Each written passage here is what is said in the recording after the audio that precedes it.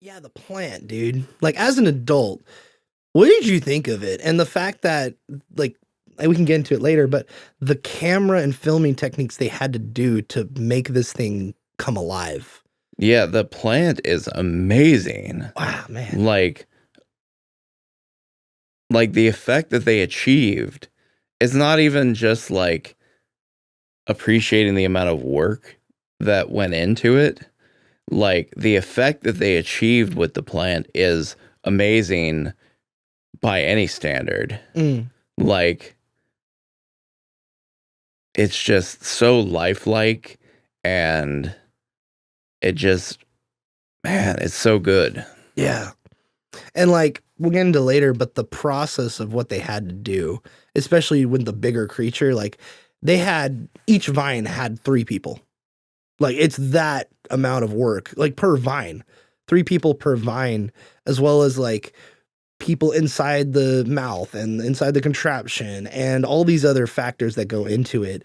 And the fact that they could only move so fast. So they had to only film at like 12 frames a second and have Rick Moranis move in slow motion at half speed. It's like, and mouth out the words at half speed is like, it's hard to even tell because it's really, really well done. And it comes off really well on camera. Like, wow. So impressive.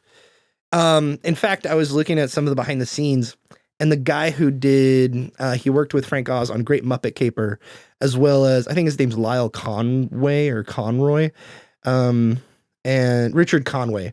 And he worked with them on the Great Muppet Caper and Dark Crystal.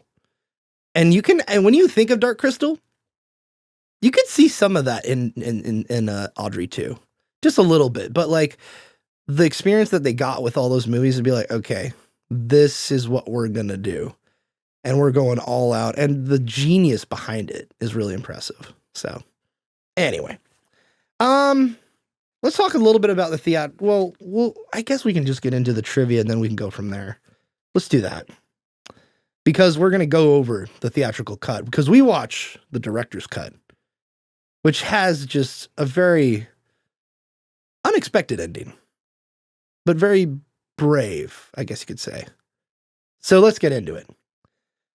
All right, number one. After the 1998 DVD was recalled, so context, what happened was they released the 1998 release of it on DVD, and it had the original ending from the director's cut that they cut out of the theatrical.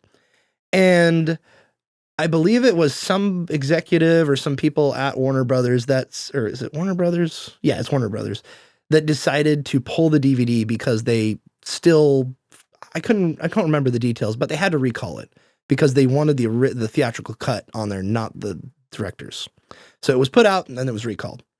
So after it was recalled, there were plans to reissue the film with a color version of the original ending. But since it had been finalized and was only assembled for various work prints, the footage was deemed lost. In 2011, however, a small restoration team tracked down referential production notes and the existing negatives, which had been scattered in cities such as Hollywood, Kansas, and London, and assembled the intended cut, in quotes, without the participation of director Frank Oz or Richard Conway, who directed the extravagant special VFX finale, or FX finale. Oz was so elated that Conway's footage had been restored and completed that he approved it and he called it the director's cut. Though this was in name only. This edit was screened at the 50th annual New York Film Festival in September 29th, 2012, and issued on DVD and Blu-ray on October 9th of that year. Fans have criticized the finale's redundant footage and extensive length, as well as the omission of Seymour's lengthy soliloquy from The Meek Shall Inherit, and other deleted / alternate scenes, but the work prints then surfaced online in 2012, allowing the Blu-ray's release 2 months prior. So it's really interesting that basically what happened, audience, is the theatrical cut of this film is, okay, Audrey gets bitten or almost eaten by Audrey 2. Spoilers, by the way. They go out to the alley, and Seymour is heartbroken. And then in the director original cut, she dies in his arms. He then brings her in, feeds her to Audrey 2, and then the ending that happens is Audrey 2 takes over the world. And it's hilarious and amazing and just so weird. But in the theatrical, it's kind of the one people are used to. They save the day, Jim Belushi's there, hooray. And Audrey doesn't die. So it's like the studio's like, please, for the love of God, get this original ending out of here. The audience ain't gonna like it. And I honestly didn't like it a whole lot because, oh, everybody dies. But it's hilarious when you think about it. And I want to know what you think of the director's cut, David. Because we all watched it, I think, for the first, I think this was your first time watching it as well, the director's cut. What was your reaction to the just insane, insane events that take place? I mean, for me, that was like the highlight of the movie. It was, it was like we switched from watching like a horror movie to like Godzilla or something, Yeah.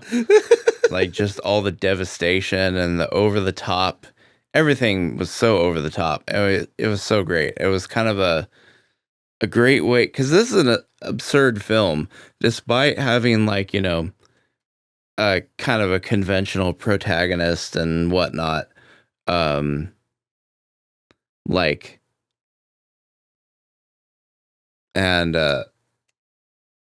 It's a very absurd film if you like actually look at how the story is structured. So it makes a lot of sense that the film should end in a very absurd, over the top way. Yeah. So yeah, I think Frank Oz was right on with the ending of this film, and it's just one of those things like studio intervention in filmmaking is both a blessing and a curse. Yeah. It can save films, it can rein in stuff that just would have been just a little bit way too there. excessive. And sometimes it can do damage. In this case, I think the original ending, or the theatrical ending, just does not do this film justice. Same with, it's the same kind of thing with Blade Runner. Yes. The whole idea that there could there could be, oh my God, there's ambiguity or some kind of like, bittersweet melancholy to the ending. Unacceptable. The audience is not going to take that. It's just, it's one of those things. It's like it's one of those things like you have to take the good with the bad. Yeah. Because it's like, without the studio meddling in films, like Star Wars would have been an unwatchable mess instead of the modern classic that it is. And without Marcia. Is that her name? I think so. Marcia Lucas? Yeah, his wife at the time, basically heading up the last minute re-edit of the film. Mm-hmm. And then you have other examples like, what was I gonna say? Barely Peltzer. But what was I gonna say? Oh yeah. You had, I think this was less the studio meddling it, and this was more like creative differences. But you have what's it called? The Shining. The Shining. What's his face? Jack Nicholson? Oh gosh. Oh, Kubrick. Yeah, Stanley Kubrick made some adjustments to the characters and the story emphasis from Stephen King's original novel when adapting this film, and Stephen King was not pleased about that. In fact, he ended up putting out his own little TV series that was, basically his whole pitch sales pitch on it was The Shining the way it should have been done, kind of a thing. So he was salty about that change. But Yeah. like, to me, Kubrick's changes are definitely to the film's benefit. Yeah. So it's like, it's one of those things that's like, sometimes stuff interferes in the creative vision of an individual making a film or adapting a film or what have you. And it's like, it can be a good thing or a bad thing. And it's just like, man, you just gotta take the good with the bad, I guess. Yeah. And in the case of Little Shop of Horrors, yeah, it's definitely a bad thing that the studio decided to meddle with it, but also it worked out well in the end, in that the director's original vision was eventually released to the public. So Yeah, it's the one we rented on Amazon last night. so it's not like you know, the way the intended ending is forever lost or anything, or by any stretch of the imagination. But at the same time, it's like, you know, the director's cut ending is what should have been the ending from the beginning. Yeah, I wish there's a shred of me that wishes there was a little bit more hope in the ending, but it's like, nah, this is just a monster movie. This is a creature feature. Or let's embrace it, you know? And it's also kind of same with Rocky Horror Picture Show, paying homage to the old like monster movies in an unsuccessful way, but they do it anyway. With this, it's like paying homage to the old like you said, Godzilla and King Kong and all that stuff, where it's like these creature features that are like, you know, tale as old as time, and it's what Frank Oz and all them grew up watching. So it's like they want to pay homage to the old Hollywood, you know, in that era. So it's pretty cool. And it's also funny you mentioned Blade Runner, because that's actually the reason Tim Curry wanted to work with Ridley Scott in the first place, was going to the theater and watching Blade Runner. And he says, I need to work with this guy. Like, this is such an amazing movie. And that's why he's in Legend, with which Ridley Scott did right after Blade Runner. Okay. That's a movie that I feel like I've been wanting to watch. Same. Yeah. I just haven't gotten around to it yet. Yeah. We'll have to pair it up with something. Yeah, we'll have to figure that out. Maybe 2 dark kids fantasies with that and The Last Unicorn. Oh, no, we already have something with Last Unicorn, which we'll hold off for now. Yeah. Yeah. Maybe pair up Legend with, I don't know, Never Ending Story. Man, that's like a match made in heaven right there. Yeah, and if we do this, then it'll be like the first time in all of Snarp Fangle history that you, the audience, have advanced knowledge of our 2 film schedule. Yeah. It's funny. I don't even put like stuff out on any of my social media about the podcast at all. But I was tempted this week to put on like Instagram as a story, like, hey guys, this week on the podcast, we're watching Rocky Horror Picture Show and Little Shop of Horrors. Get ready. But I feel like I would just get, you know, unwarranted hate, especially from after this episode's released. Because, man, there's a lot of freaks that like Rocky Horror Picture Show. Yeah, well, I mean, my hope is that the algorithm picks this up like it did with a couple other of our videos, because it's like, you know, yeah, I there are worse things than people hate watching our content. Exactly. All right, let's continue on with the trivia. The animatronics wizard who created Audrey 2, Lyle Conway, has a history of working with the Jim Henson Company as well as Frank Oz before working on films such as The Great Muppet Caper and The Dark Crystal. By the time filming had finished, the art department had created, for Little Shop of Horrors, 15,000 handmade leaves, 2,000 feet of vine, and 11.5 miles of cable. And that cable is used to control pretty much all the puppets. Number 4, to control one single vine when the creature was at its largest and second largest required 3 different operators, each controlling one long, roughly 5 foot tall joystick.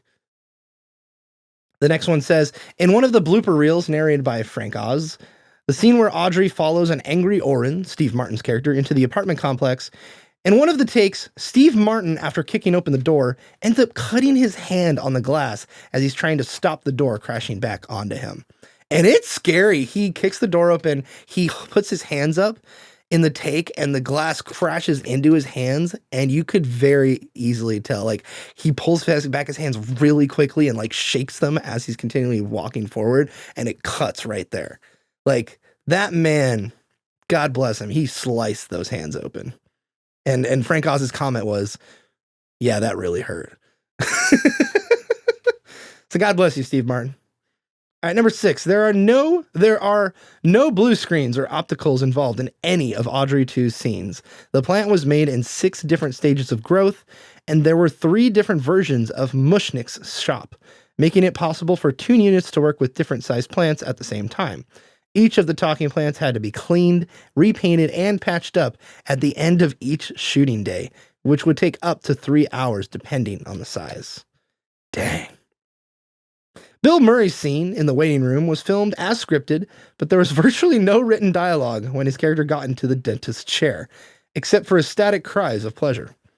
Over the course of 2 days that they filmed, Murray kept riffing various ad-libs, which presented a challenge for the editor to assemble a coherent version of the scene.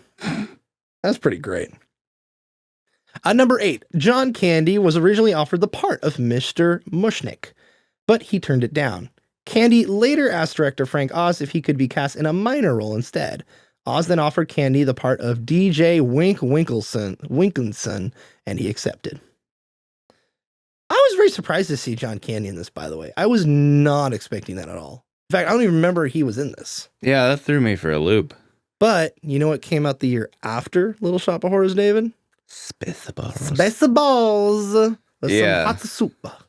That, yeah, when I saw him in this film too, it was like, I saw like the way he was like groomed. I was like, oh, that's like a dog. No, not like a dog. Yeah.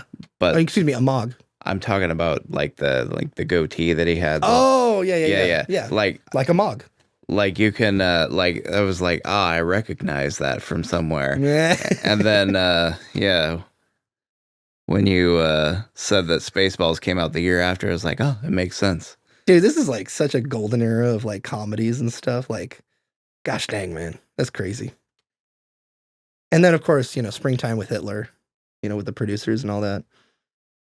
Good stuff. That's another movie we need to watch. Yeah, I really want to watch The Producers. Like, I don't really know what to expect with it at all besides Springtime with Hitler. But you got Gene Wilder and what's his face in there.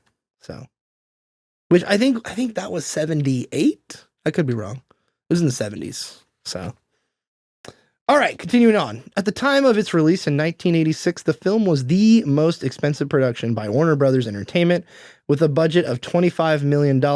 It even surpassed Aliens in 86, which had a budget of $18 million and was shot in an adjacent stage at Pinewood Studios. I don't know how accurate that is at the time, being the most expensive Warner Brothers production. Maybe?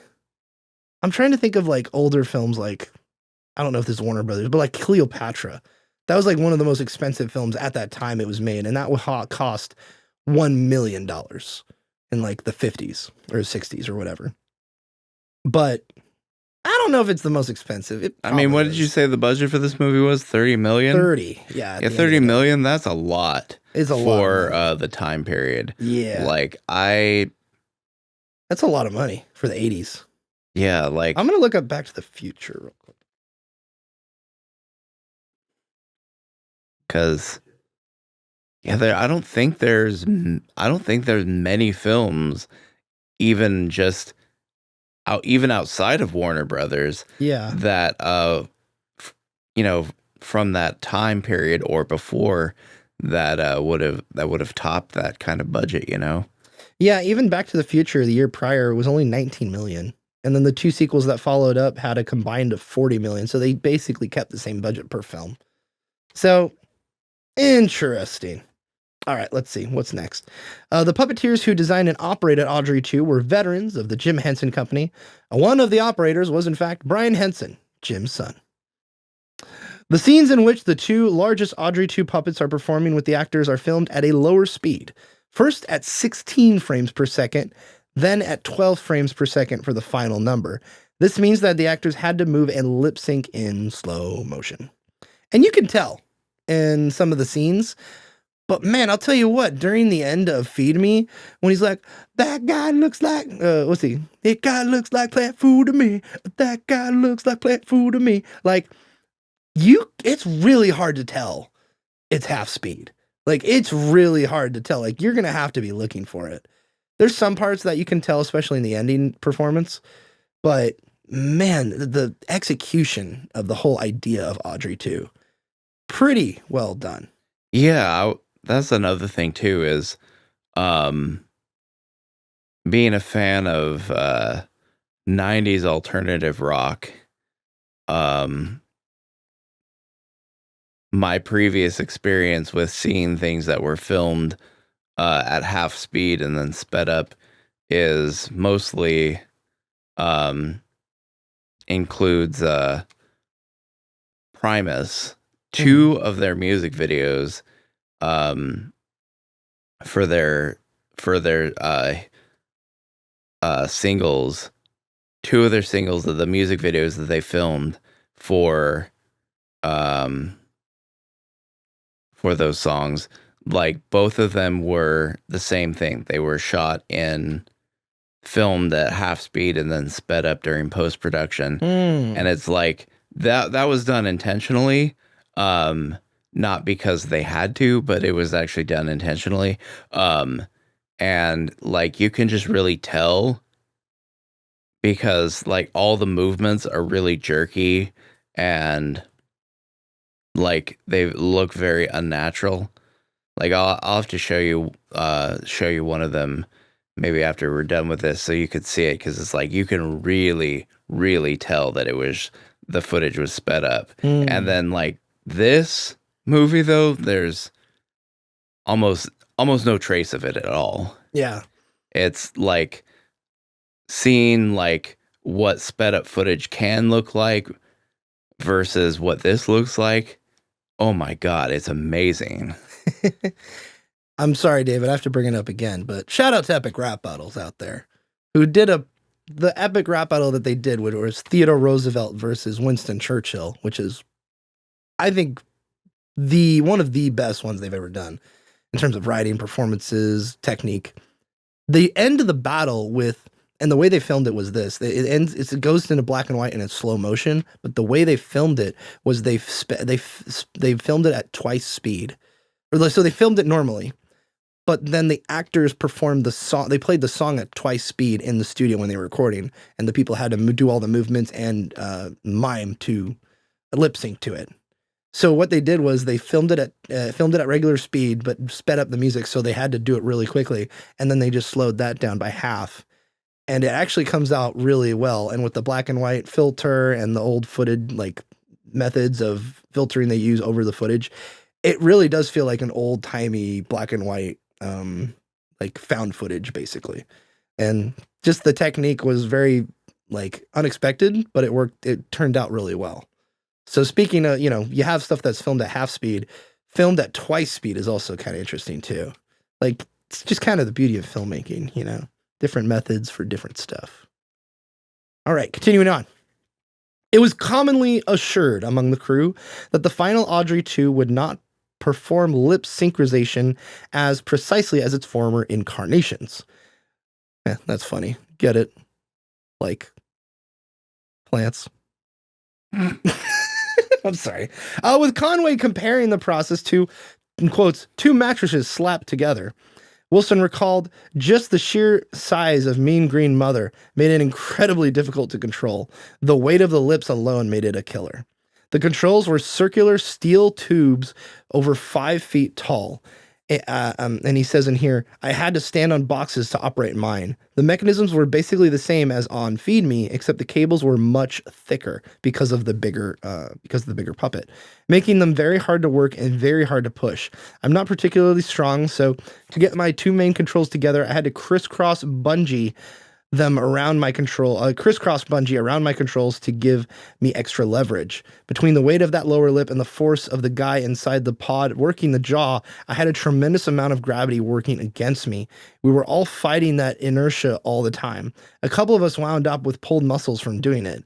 I was actually out for 3 weeks because of that, he says, end quote. And then it says here, a backup team of puppeteers was in fact hired to replace the performers whenever needed. And in addition, a physical therapist was among the crew on set. Pretty interesting.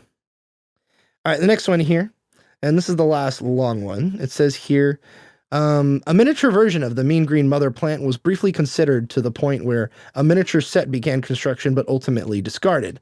The full-size animatronic actually exceeded expectations, though it did remain the most arduous and complex task to perform in the entire production.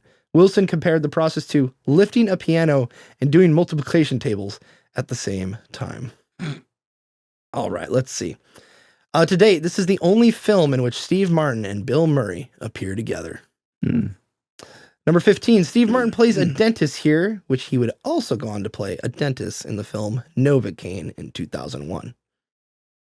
Number 16, during the May 2022 NPR Tiny Desk concert, man, that's definitely, it rolls right off the tongue, featuring the cast of the off-Broadway revival production of Little Shop of Horrors, composer Alan Menken told a story about how they developed part of the plot. He says in here, here's a story about Little Shop that people should know.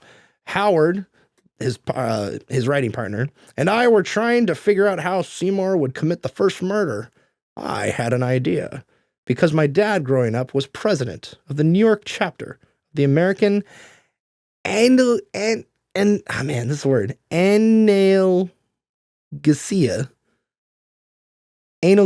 Society. What? Analgesia? Is that how you say that word? No, I mean, I don't know how to say that. Here, it's I'll show you. And I think it's I've seen word.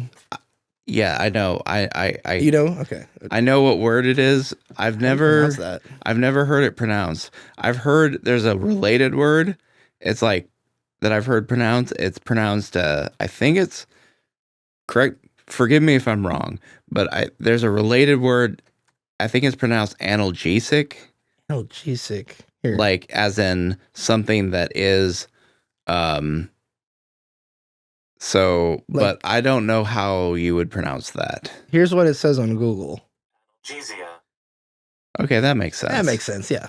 Analgesia. Anyway, continuing on.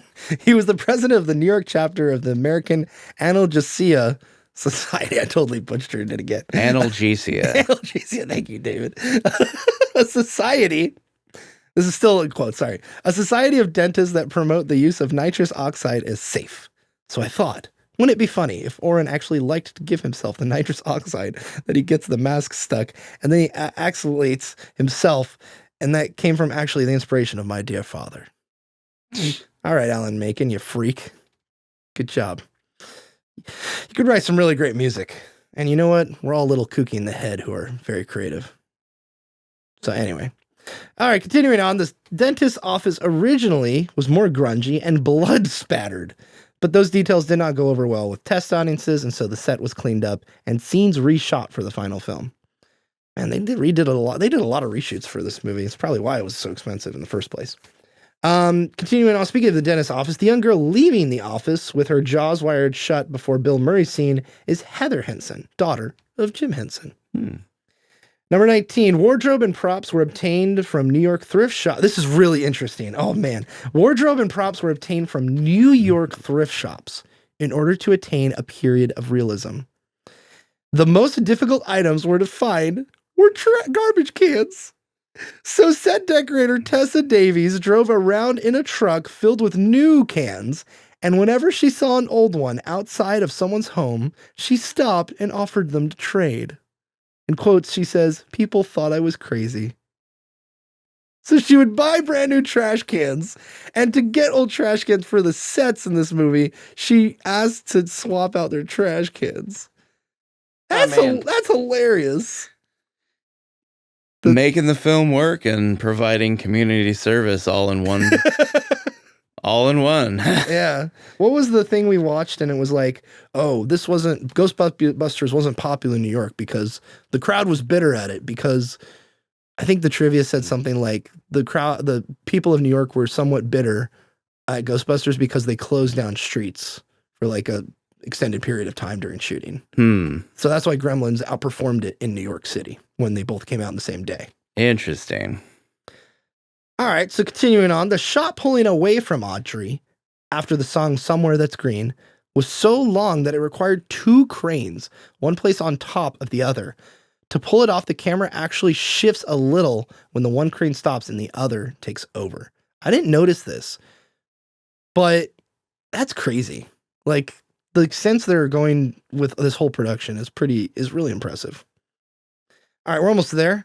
Mean Green Mother from Outer Space, written for this film, is the first Oscar-nominated song to contain profanity.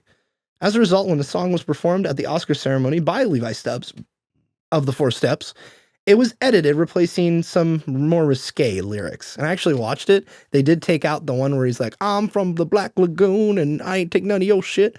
And then he replaces it with something about Frankenstein and King Kong instead. So it's Interesting. It's still a great performance. Levi Stubbs, by the way. He kills it. He's so good in this movie as the voice. All right, finally, the last one I got for you. The dental tools used in Dr. Oren, I don't know how to pronounce his last name, Dr. Oren's office during Bill Murray's famous scene would again appear in Batman 1989. They're the tools used on Jack Nicholson's Jack Napier/Joker after he fell into the chemicals. And coincidentally, The Little Shop of Horrors in 1960 was Nicholson's first movie role in which he plays the masochistic patient. Interesting. How very strange. Yeah. I didn't know that Jack Nicholson was in the OG film. Yeah, it's like I thought Okay. I thought his first film role was Easy Riders. Or Let's- maybe Easy Riders came out before. yeah. I don't know. Let me look it up. Easy Riders? Easy Rider or Riders, I can't remember. 1969, I think. Oh, that was 69. So 1960 was Little Shop of Horrors. Oh, okay. So interesting. Yeah, I was all this time was laboring under the impression that Nicholson's first film role was Easy Rider, but Ooh, Easy Rider also has our favorite Waterworld villain in it, Dennis Hopper.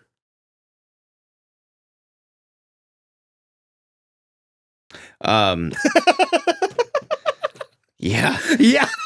I don't really know what to say about that.